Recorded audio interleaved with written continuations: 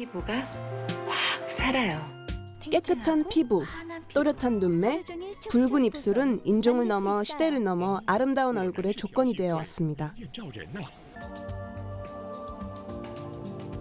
또한 아름다움에 대한 열망은 인간의 본능과도 같아서 꾸미고 가리는 화장술과 화장품 제조 기술이 인류의 역사와 함께 발전해 왔습니다. 인간은 이제 기본적으로 아름다워지고자 하는 욕망이나 아니면 아름다움을 유지하고자 하는 그런 욕망이 있습니다. 이런 것들을 만족하게 할 수 있는 게 화장술이고, 그거에 따라서 발전이 되어 왔고, 그 화장술이 또 가능하게 신속하고 보다 완벽하게 할 수 있는 그런 화장품들을 개발이 되어 왔는데, 그런 그 화장품을 만들기 위한 그 원료나 제형 기술 개발이 발달로 해서 급속하게 화장품에 대한 제조 기술이 발전을 해왔다, 이렇게 생각을 합니다.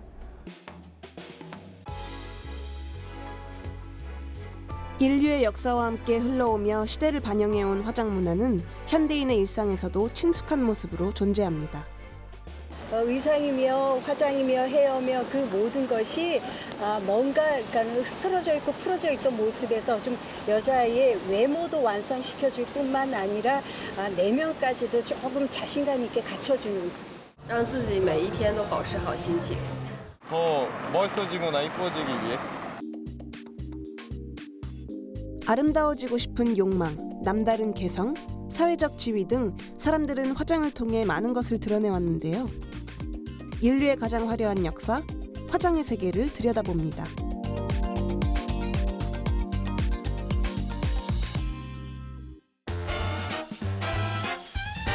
얼굴의 결점과 약점은 가리고 매력적인 부분은 더욱 도드라져 보이도록 만드는 것. 여기에 가장 효과적인 수단이 바로 화장일 텐데요. 현대적인 의미에서 화장은 대체로 얼굴의 색조 화장을 가리키지만 과거에는 좀 더 폭넓은 개념으로 사용됐습니다. 외모를 아름답게 가꾸기 위한 방법으로 화장을 과거부터 해왔는데, 실제적으로 우리가 많이 사용하던 말은 단장입니다. 우리가 곱게 단장한다는 말을 많이 쓰죠. 그래서 이런 용어나 또는 분대라는 용어, 이런 용어들을 많이 사용했고, 이것은 단지 분칠하고 눈썹 그리고 그러는 차원을 떠나서 옷과 머리 모양, 온몸을 다 잘 요즘 말로 코디네이션 하는 그런 것까지 포함하는 개념으로 사용하기도 했습니다. 고대와 현대에 있어 화장의 개념의 차이가 있기 때문에 화장의 역사가 언제 시작되었는지를 가리기는 어렵습니다. 하지만 인간이 아름다워지고자 하는 욕망을 표현하고 신분과 계급을 드러내고 신체를 보호하며 또한 종교적인 필요에 의해 아주 먼 옛날부터 치장해왔다는 이유를 들어 많은 학자들이 화장의 기원을 인류의 생존과 같은 시기로 추측합니다. 지난 2010년 스페인에서 고대 유적을 발굴하던 한 연구진에 의해 발견된 조개 껍데기입니다. 흔한 조개 껍데기 같지만 여기엔 화장품의 탄생 역사가 숨어 있습니다. 조개 껍데기 안에 든 노란색 색소와 붉은색 파우더가 네안데르탈린의 화장용 재료로 추정되면서 무려 5만 년 전부터 화장이 시작됐을 가능성이 제기된 것입니다. 이처럼 인간의 화장 문화는 아주 오래전부터 존재해 왔는데요. 남아있는 기록으로 본다면 화장술이 본격적으로 꼽힌 시기는 고대 이집트 시대로 볼 수 있습니다. 이집트의 고대 무덤에서 발굴된 벽화 속 남자와 여자는 눈 주위를 검은색이나 짙은 녹색으로 칠해 눈매를 선명하게 표현했고, 고대 이집트의 왕비 네페르티티의 흉상에서도 진한 아이라인을 찾아볼 수 있습니다. 이처럼 극단적으로 강조된 눈 화장이 고대 이집트 시대 화장술의 특징인데요. 당시에는 치장보다 주술과 신체 보호의 목적이 우선했다고 알려져 있기도 합니다. 화장이 주술과 신체 보호의 목적에서 본격적인 미의 도구로 쓰이게 된 시기는 고대 이집트의 여왕 클레오파트라 7세 때부터인데요. 클레오파트라는 짙은 눈썹과 화려한 눈화장을 하고 턱선을 따라 얼굴 바깥쪽에 음영을 주어 얼굴을 갸름하게 보이기도 했습니다. 클레오파트라의 화장법이나 피부관리법 등은 오늘날까지도 전해지고 있는데요. 당시의 화장술이 얼마나 발전했었는지 짐작할 수 있는 부분입니다. 한편 고대 그리스에서는 하얀 피부를 상위 계급과 부의 상징으로 여겨 백영광이라는 납성분을 얼굴에 바르기도 했을 만큼 하얀 얼굴에 집착하기도 했는데요.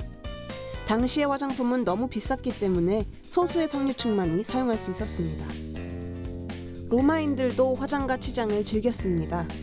하얀 피부와 붉은 입술 등 얼굴 화장뿐만 아니라 손톱에는 매니큐어를 바르고 머리 장식도 화려하게 꾸몄습니다.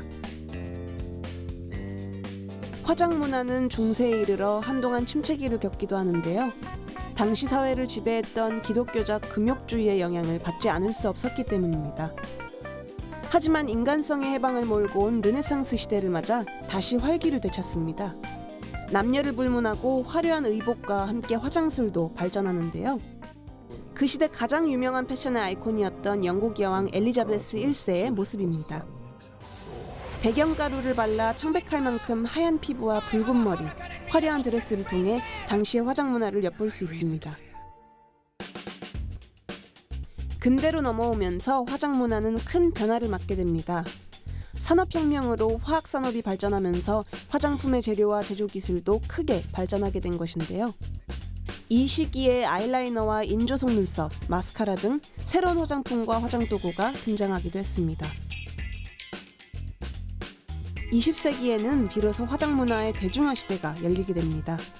주로 상류층을 중심으로 화장품이 보급되었던 이전과 달리 많은 사람들이 신분과 소득의 구분 없이 화장품을 사용하게 되었고, 이때부터 화장을 기본적인 매너로 여기는 사회적 분위기도 형성된 것입니다.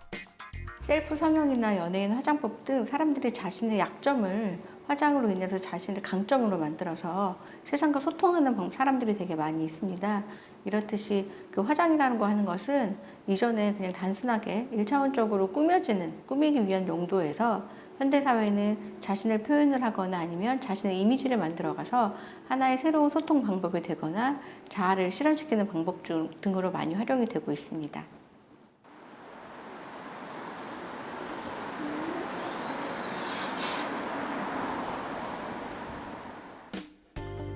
동양에서도 화장의 역사는 일찍부터 시작됐습니다. 중국은 기원전 3000년경부터, 일본 역시 고대부터 화장을 했다는 기록이 남아있는데요. 우리나라에서 화장이 시작된 시기는 언제부터라고 볼 수 있을까요? 고구려의 고분벽화나 조선시대의 미인도 등을 통해 우리나라 화장의 역사를 짐작해 볼 수도 있지만, 그보다 훨씬 전 원시 화장의 흔적을 엿볼 수 있는 것이 있습니다. 바로 단군 신화인데요. 쑥과 마늘이 예부터 민간에서 사용해온 피부 미백제라는 점에서 고조선 시대부터 화장품을 사용해왔음을 추측해 볼 수 있는 것입니다. 우리나라에서 본격적인 화장의 역사가 시작된 시기는 삼국시대로 보고 있습니다. 삼국시대에 사실은 화장을 어떻게 했는지 그 자료는 고구려 벽화에서 볼 수 있습니다. 고구려 벽화의 여성들을 보면은 볼에다가 동그랗게 연지를 그린 것도 볼 수 있고, 눈 가장자리 약간 붉으스름하게 표현이 된 게 보이는데, 뭐 그런 거라든지 입술 연지라든지 해서 무엇인가 요즘 말로 메이크업에 해당되는 화장을 했던 것을 알 수 있고요. 직접적으로 화장을 한 그림은 없지만 화장에 관련된 어떤 도구에 해당되는 것들이 있는 것으로 봐서 당연히 화장은 있었을 거라고 생각이 듭니다. 신라에서는 색깔 있는 화려한 화장이 인기였다고 하는데요. 여성 못지않은 화장에 갖가지 장신구로 치장한 화랑의 모습에서는 남성도 화장을 즐겨했던 사회 분위기를 짐작할 수 있습니다. 한편 화려한 문화예술이 만개했던 고려시대에는 화장뿐만 아니라 옷과 장신구 등 모든 생활이 사치스러웠는데요. 처음으로 신분에 따라 화장법이 나눠져 기생들은 분을 하얗게 바른 얼굴에 가늘고 뚜렷한 눈썹, 붉은 입술 연지에 분대 화장을 했던 반면에 신분이 높은 부인들은 옅은 화장인 담장을 즐겨 했습니다. 신분에 따른 색조 화장의 뚜렷한 차이는 조선시대에도 그대로 이어져 나타났습니다.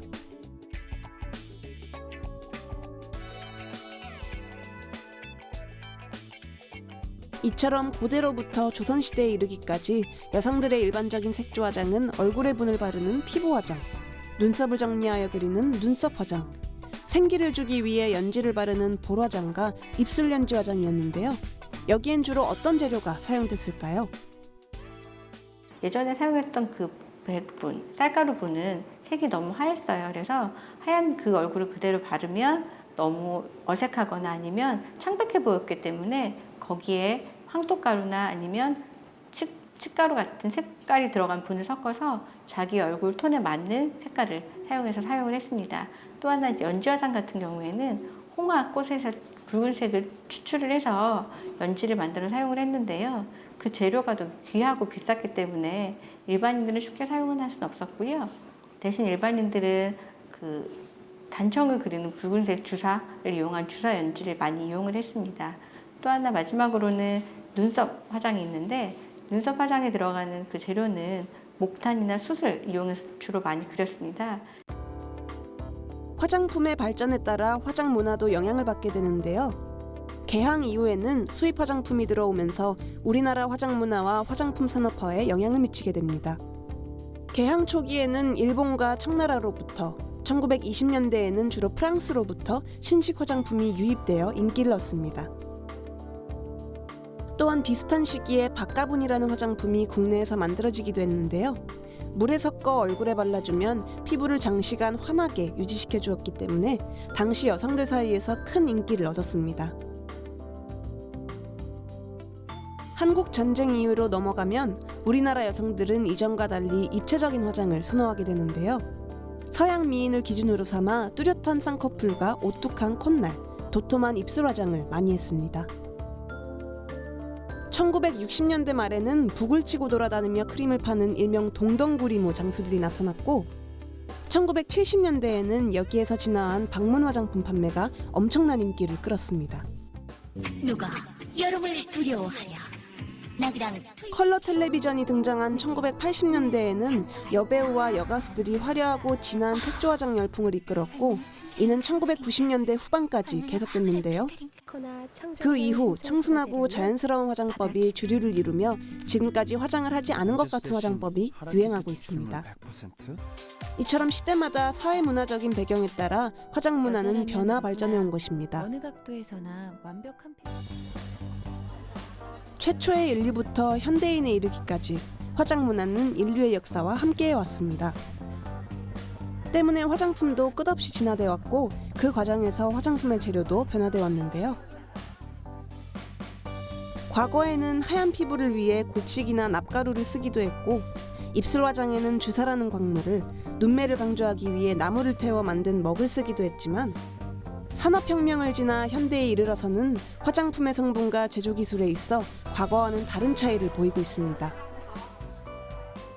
고대 화장품은 숯, 곡식, 불가루와 같은 것들을 가루를 내어서 오일과 비벼가지고 단순히 사용하게 하는 그런 화장품을 주로 사용을 했습니다. 그러나 현대의 화장품은 만여 가지 이상의 원료를 품질을 엄격히 관리하고 규격화하여서 이를 이용하여 화장품을 만들게 되는데 그 성상 및 제형이 다양하고 머리부터 발끝까지 사용할 수 있는 다양한 형태의 화장품을 제조하고 있습니다.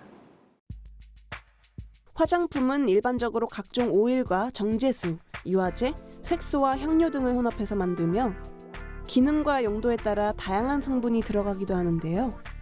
무엇보다 중요한 것은 이들이 피부 건강을 해치지 않고 증진시켜줄 수 있어야 한다는 점입니다. 왜냐하면 피부 또한 다른 신체 부위처럼 우리 몸에서 중요한 기능을 수행하고 있기 때문인데요.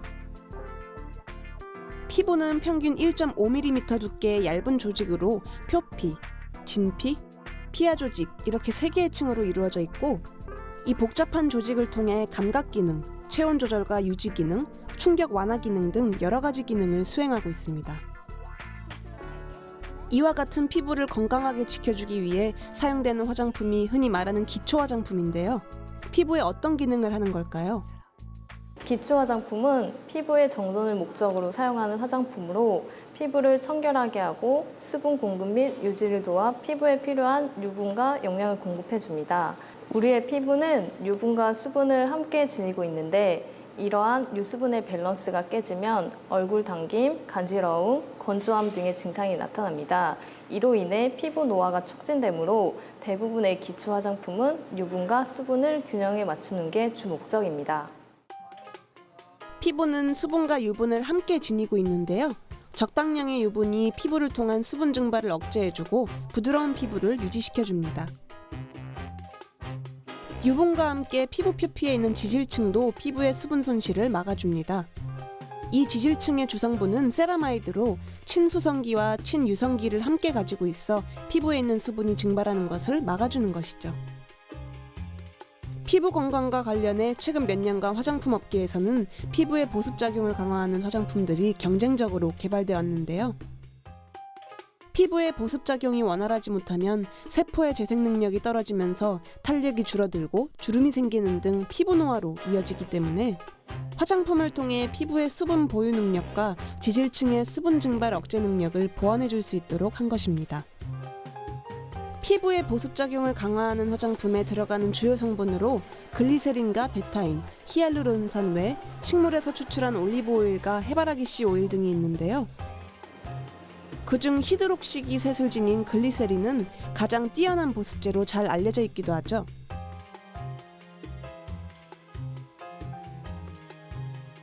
한편 보습 기능을 강화해주는 성분 개발이 활발해지고 있는 가운데 마유, 즉 말기름이 새로운 보습 기능 강화 원료로 등장했습니다. 마유는 중국 고전 의학서인 본초 강목에도 피부를 부드럽게 해주는 효능이 있는 것으로 나와 있는데요. 화장품 업계에서는 도축된 말고기에 지방육을 가열한 뒤 액화된 마유를 추출해 정제 후 화장품 제조에 사용합니다. 그렇다면 크림 제형의 화장품에 들어간 마유 성분의 보습 효과는 어떨까요? 피부를 씻어낸 직후 피부 내 수분의 함유량을 측정하고 이어서 마유 성분이 들어간 화장품을 바른 뒤 수분의 함유량을 측정해 봤는데요.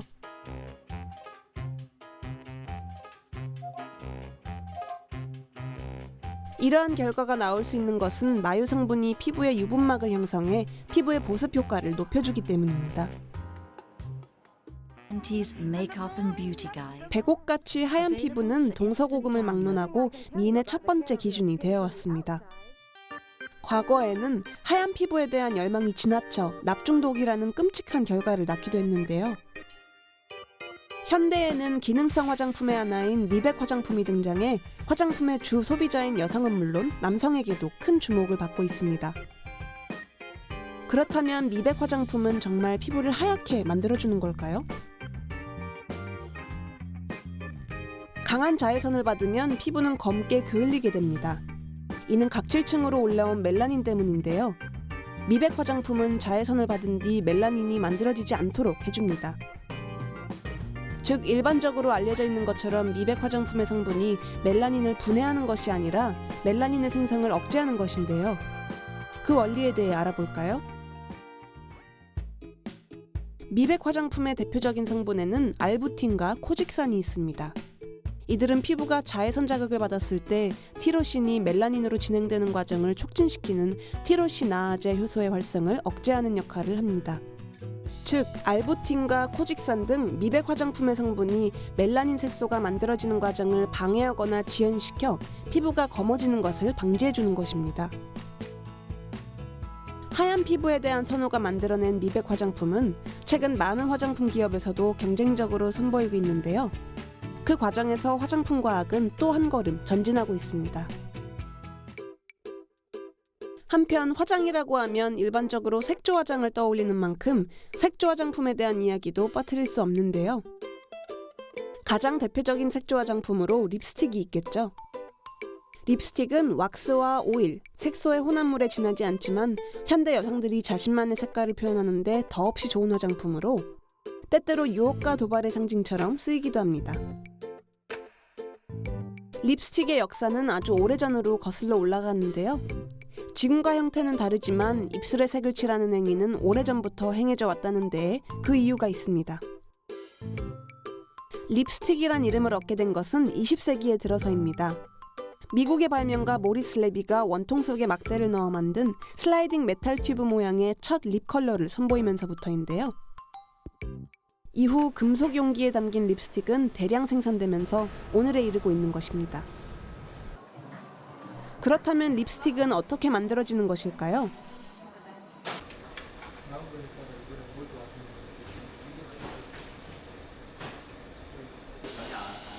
이곳은 국내 한 화장품 기업의 색조 화장품 연구소입니다. 베이스 메이크업 제품과 포인트 메이크업 제품에 대한 연구 개발 활동이 이루어지는 곳인데요. 포인트 메이크업 제품에 속하는 립스틱 역시 이곳에서 연구되고 있습니다.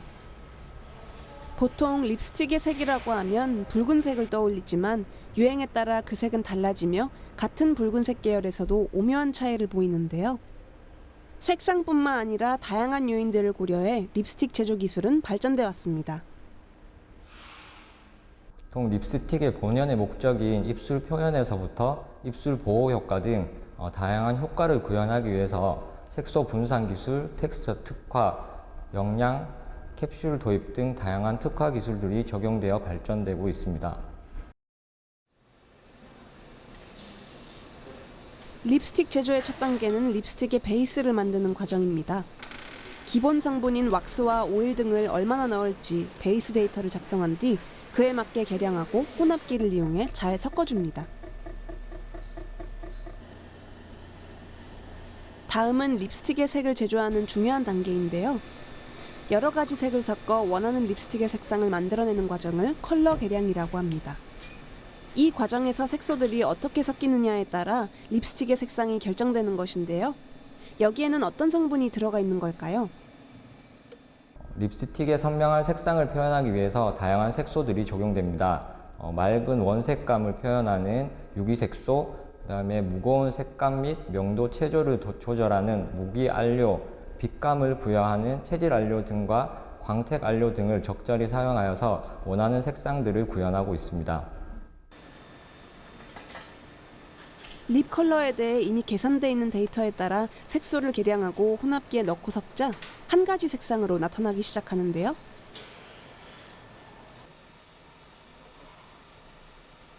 그 다음 원하는 색상이 제대로 나왔는지 손등에 발라 확인합니다. 색상 테스트에 통과했다면 탈포, 몰딩, 냉각의 과정을 거쳐 용기에 담아내는데요. 이로써 얼굴 위에서 색상의 마법을 펼쳐주는 립스틱이 완성되는 것입니다.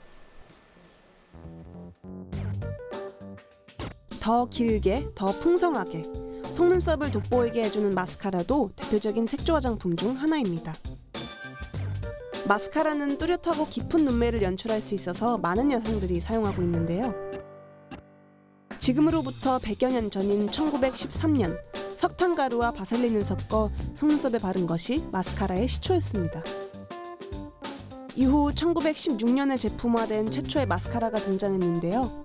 원통형이 아닌 케이크형으로 솔로 문질러 속눈썹에 빗어 바르는 형식이었습니다. 1950년에 들어서야 요즘의 형태와 같은 용기와 손잡이가 부착된 브러쉬 타입의 마스카라가 만들어졌고, 이후 마스카라는 많은 화장품 기업에서 연구되며 소비자의 욕구에 따라 기술도 진화하고 있습니다. 마스카라는 여성분들이 이제 속눈썹을 강조해서 좀 더 아름답게 하기 위해서 사용을 하는데요. 주로 컬링, 롱래시, 그다음에 볼륨 이렇게 세 가지 기능을 위주로 하는데, 특별하게 어느 기능을 중점적으로 한다기보다는 각각의 기능을 고객들이 원하는 방향대로 개발을 하고 있습니다.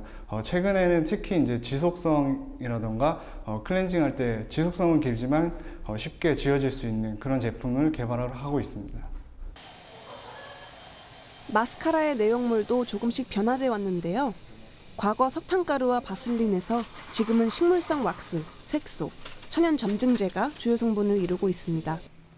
특히 1960년대부터 첨가되기 시작한 섬유질은 속눈썹을 연장해주는 효과가 있습니다. 여기에 또 하나의 기술이 더해지는데요. 바로 브러쉬의 과학입니다. 마스카라에서 브러쉬의 모양은 매우 중요한데요. 브러쉬의 모양에 따라 속눈썹의 연출도 달라지기 때문입니다. 네, 마스카라 브러쉬 같은 경우는 마스카라 내용물을 속눈썹에 도포하는 역할을 하는데요. 이러한 도포되는 양을 조절을 하고 속눈썹을 이제 끌어올려주는 역할들을 하기 때문에 브러쉬 모양과 그 발리는 양에 따라서 굉장히 다른 효과를 낼 수가 있는 중요한 역할을 하고 있습니다. 이처럼 화장품의 재료와 제조 기술은 시대에 따라 조금씩 변화 발전해 왔는데요. 최근에는 화학뿐만 아니라 바이오와 나노 기술 등도 접목되고 있습니다. 이런 점에서 화장품은 아름다움을 추구하는 인간 욕망의 산물인 동시에 과학과 첨단 기술의 산물이 될 수 있지 않을까요? 드라마, 영화, 음악 등 콘텐츠 분야의 한류에 이어 최근에는 화장품의 한류 열풍도 거셉니다.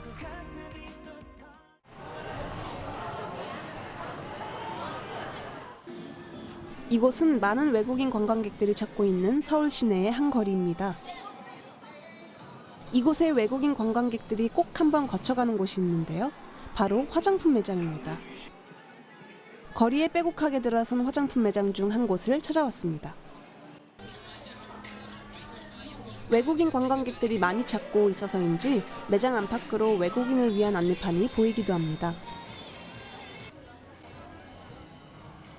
실제 하루 동안 이곳을 찾는 손님 중 60% 이상이 외국인이라고 하는데요.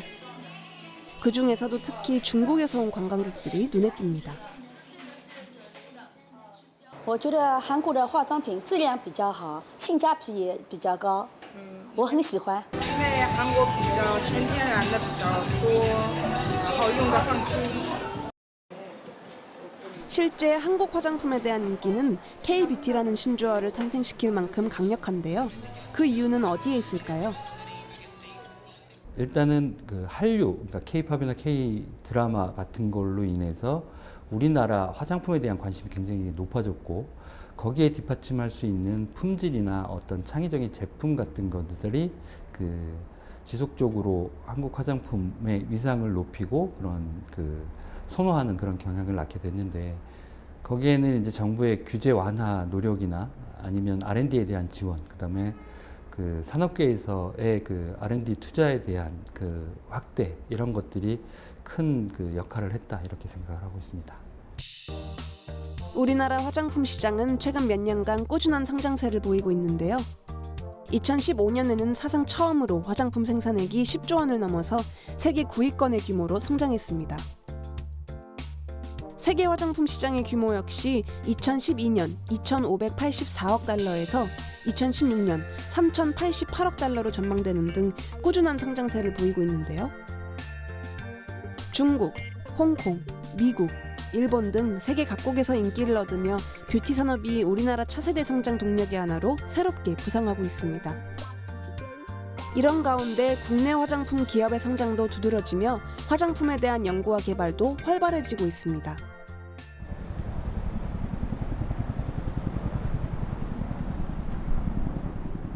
국내 화장품 산업의 태동기라 할 수 있는 1940년대 중반부터 지금까지 국내 화장품 산업을 지켜온 한 기업입니다.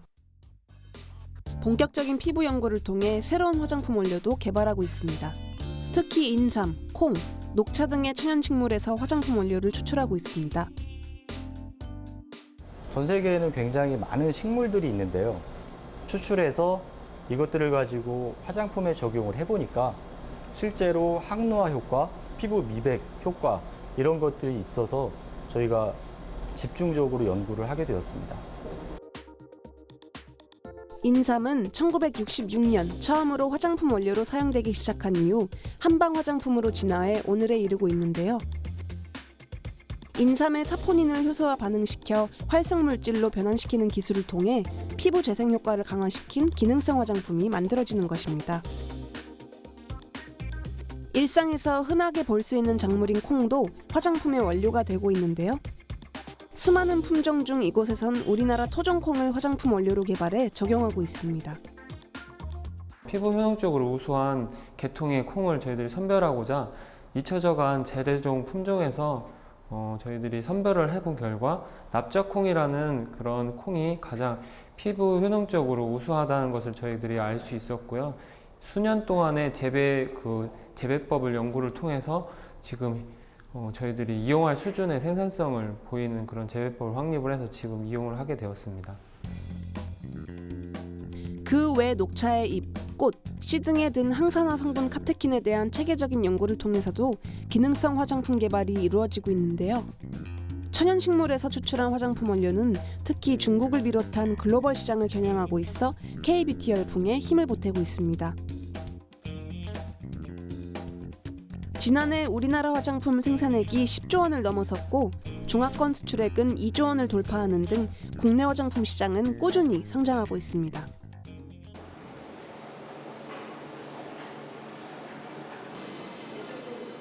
이런 가운데 K-뷰티를 이끌 신생 화장품 기업들도 주목받고 있습니다. 특히 신생 화장품 기업들은 화장품 원료와 제조 기술 개발을 위해 연구실을 개설하며 본격적인 화장품 개발에 나서고 있습니다. 이곳은 화장품 개발 과정에 있어 첫 과정이 이뤄지는 세포실입니다.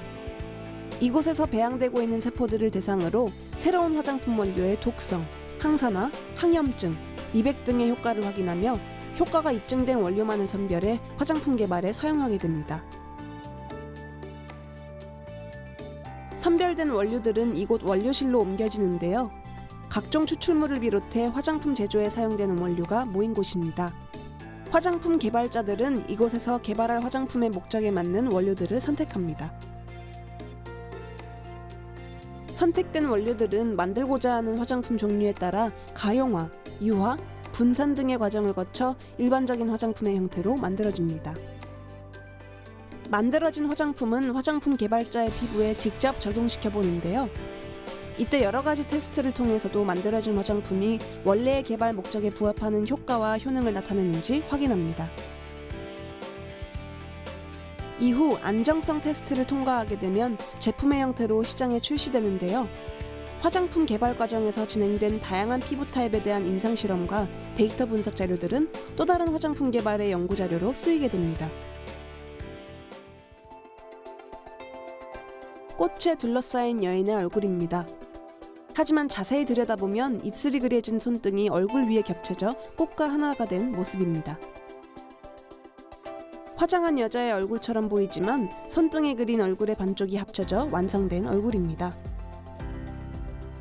파란 하늘과 흰 구름이 얼굴에 스민 듯 보이기도 하고 주변에 있는 사물과도 합쳐져 마술적이고 환상적인 분위기를 드러내기도 하는데요. 이들 작품 모두 SNS와 커뮤니티를 통해 국내외 네티즌들 사이에서 화제가 되고 있는 작품들입니다. 해외 매체에서는 가장 예술적인 화장으로도 소개되고 있는데요. 바로 일루전 아티스트 윤다인 씨의 작품들입니다. 일루전 아트는 말 그대로 착시 효과를 이용한 미술로 윤다인 씨는 얼굴을 비롯한 신체의 일부에 화장을 하듯 그림을 그리는 기법으로 표현해 일상의 화장을 하나의 예술 작품으로 승화시키고 있습니다.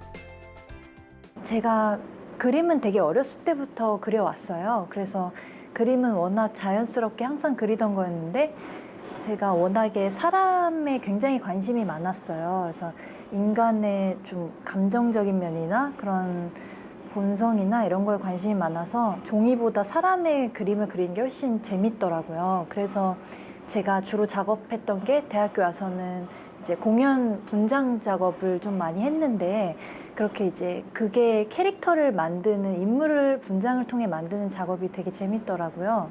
그래서 사람의 그림을 그리기 시작한 것 같아요. 화장의 한 영역에 속하는 분장은 미화적인 기능보다 희곡이나 시나리오가 가진 인물상을 구체적으로 표현해내기 위한 작업으로 배우의 얼굴빛과 인상을 극적으로 바꿀 뿐만 아니라 무대 전체의 양식을 고려해 진행되는데요. 일루전 아트와는 신체의 그림을 그려 표현한다는 점이 유사합니다. 잠시 분장 과정을 지켜볼 텐데요. 눈매와 입술, 얼굴 윤곽 등의 음영과 색조를 넣은 작업 과정을 거치자 20대 젊은이의 모습이 노인의 모습으로 바뀌게 됩니다. 이와 같은 작업을 일루전 아트에 접목해 작품 활동을 해오게 된 것인데요. 예술의 세계로 확장된 윤다인 씨의 작품들, 세간의 평가대로 개성이 넘칩니다. 윤다인 씨의 작품 도구들입니다. 아크릴 물감과 함께 립스틱과 브러쉬, 아이섀도우 등의 화장품과 화장도구도 보이는데요. 윤다인 씨는 한 작품을 시작하기 전에 먼저 꼼꼼한 화장으로 작품의 토대를 만듭니다.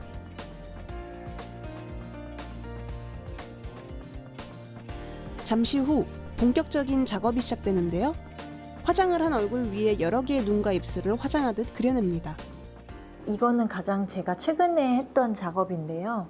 제목은 제가 갤럭시 오브 립스라고 지었어요. 그래서 이번에는 눈이랑 입이 세 쌍씩 있는데 그래서 어느 게 눈이 진짜 눈이고 어떤 게 진짜 입인지 그런 착시 효과를 주면서 어디 입에 뽀뽀를 해줘야 될지 모르는 그런 좀 그러니까 재치 있는 그림을 한번 만들어 보고 싶어서 해본 그림이에요. 실제 자신의 눈과 꼭 닮은 또 하나의 눈을 이마와 볼에 그려놨는데요. 컴퓨터 그래픽보다 더 실감나는 착시 효과를 얻기 위해 거울과 카메라 렌즈를 통해 꼼꼼히 확인해가며 그립니다. 제가 작업을 할 때는 거울을 보면서 하는데 거울의 각이랑 카메라 화각이랑 달라서 제가 어쨌든 결과물을 카메라로 담아야 되잖아요. 그래서 항상 중간중간에 카메라와 거울이랑 같이 계속 확인을 하는 편이에요. 아무래도 두 개 약간 미세하게 다르기 때문에. 3시간에 걸쳐 섬세한 손놀림을 통해 화장을 넘어 예술로 승화된 윤다인 씨의 개성 넘치는 작품 하나가 탄생하게 됩니다.